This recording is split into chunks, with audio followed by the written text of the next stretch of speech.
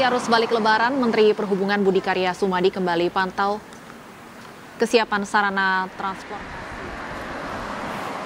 Pantauan untuk pastikan keberhasilan saat arus mudik Lebaran. Menteri Perhubungan hari ini mengunjungi kantor Jasa Marga di Karawang, Jawa Barat untuk evaluasi arus balik mudik Lebaran 2023. Meski terjadi peningkatan volume kendaraan, namun kecelakaan lalu lintas menurun hingga 27%. Pihak kepolisian akan terus melakukan pantauan dan upaya agar arus balik mudik jalur darat berjalan lancar. Diprediksi puncak arus balik akan terjadi pada 30 April hingga 1 Mei 2023 mendatang. Menhub mengimbau agar pengguna jalan tol dapat memanfaatkan diskon tarif tol sebesar 20%.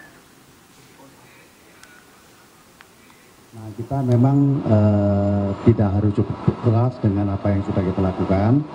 5 hari masih ada hari-hari yang ada kemungkinan terjadinya suatu lonjakan ya, sehingga ke 3 matra itu kami lakukan rakor secara periodik, baik yang saya pimpin langsung maupun dipimpin oleh Dirjen. Berapa angka persisnya yang sudah dan belum, walaupun saya tahu bahwa masih ada 55% yang belum kembali ke Jakarta.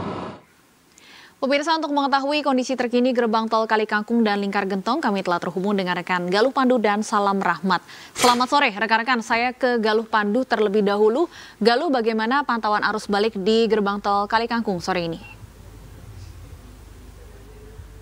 Ya, selamat sore Stefani dan pemirsa. Untuk arus kendaraan, arus balik di gerbang tol Kali Kangkung Semarang, Jawa Tengah terpantau ramai lancar.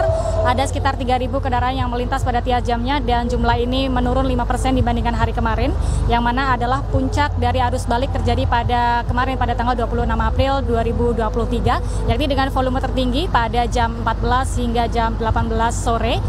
Di volume kendaraan 3.500 kendaraan pada setiap jamnya.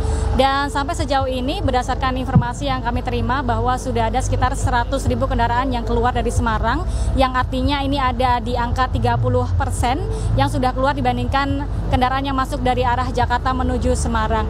Diperkirakan 70% kendaraan lainnya yang nantinya akan keluar atau melakukan arus balik ini akan terjadi dimulai hari ini 27 April 2023, dan kemungkinan akan terjadi puncak arus balik kedua yakni tanggal 29 hingga 30 April pada saat akhir pekan. Dan pihak kepolisian juga nantinya akan memberlakukan kebijakan one way pada tanggal tersebut atau satu jalur untuk dilakukan kebijakan tersebut untuk mengurai kepadatan yang kemungkinan akan terjadi pada puncak arus mudik gelombang yang kedua. Dan pada hari ini kebijakan one way masih akan diteruskan sampai jam 24.00. Apabila pada pukul 9 malam nanti masih terjadi kepadatan atau kenaikan volume kendaraan yang signifikan, maka one way masih akan terus diperpanjang hingga besok hari. Adapun pihak Jasa Marga juga memberikan untuk keringanan pembayaran tol sebesar 20%, yang artinya untuk masyarakat yang melakukan perjalanan terjauh dari tap in di tol Kali Kangkung menuju ke tap out di tol Cikampek, Jakarta. Dan kemungkinan pada tanggal 29 hingga tanggal 27 hingga tanggal 29 ketika pemberlakuan diskon tersebut diadakan, maka kemungkinan akan terjadi juga peningkatan kendaraan di tanggal tersebut. Dan hal tersebutlah yang perlu diantisipasi. Dan sementara demikian yang dapat kami informasikan dari Kali Kangkung. Dan untuk mengetahui kondisi arus lalu lintas di Gentong, sudah terhubung dengan rekan Salam. Salam, bagaimana kondisi arus balik di Gentong sana? Ya, terima kasih Galuh atas laporan Anda. Untuk situasi terkini arus lalu lintas di kawasan Lingkar Gentong, Tasikmalaya, Jawa Barat di momen arus balik Lebaran 2023 ini terpantau normal. Sementara untuk arah sebaliknya ini justru mulai terpantau padat sejak 5 menit yang lalu.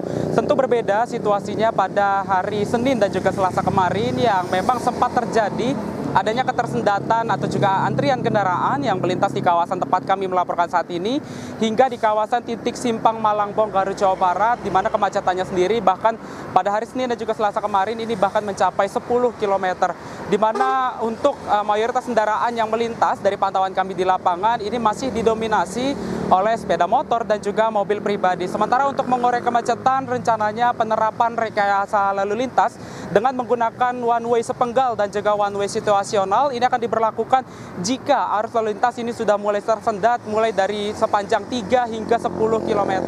Dan yang perlu diperhatikan oleh para pemudik nantinya jika melintas di kawasan jalur selatan Gentong, Tasikmalaya, Jawa Barat, ini adalah terkait dengan persimpangan jalan, keberadaan pasar tumpah, dan juga adanya arus lalu lintas ataupun juga kondisi jalan yang cenderung naik turun dan juga berliku, sehingga rawan terjadi adanya mogok kendaraan, sehingga ini bisa sekali adanya memicu kemacetan yang cukup panjang di kawasan jalur selatan ini. Terlebih juga pada malam hari, kondisi lampu penerangan jalan di kawasan jalur selatan ini kondisinya cukup minim, sehingga mau tidak mau kendaraan pemudik ataupun juga wisatawan yang hendak melintas di kawasan jalur selatan ini harus menurunkan laju kecepatan kendaraannya. Dan diprediksi di kawasan jalur selatan ini untuk arus balik gelombang kedua rencananya akan terjadi diprediksi akan terjadi pada tanggal 30 April dan juga 1 Mei mendatang. Stefani, kembali kepada Anda di studio. Baik, terima kasih. Salam Rahmat melaporkan dari Lingkar Gentong, Jawa Barat. Sebelumnya ada Galuh Pandu dari Gerbang Tol Kalikangkung, Jawa Tengah. Selamat bertugas kembali, rekan-rekan.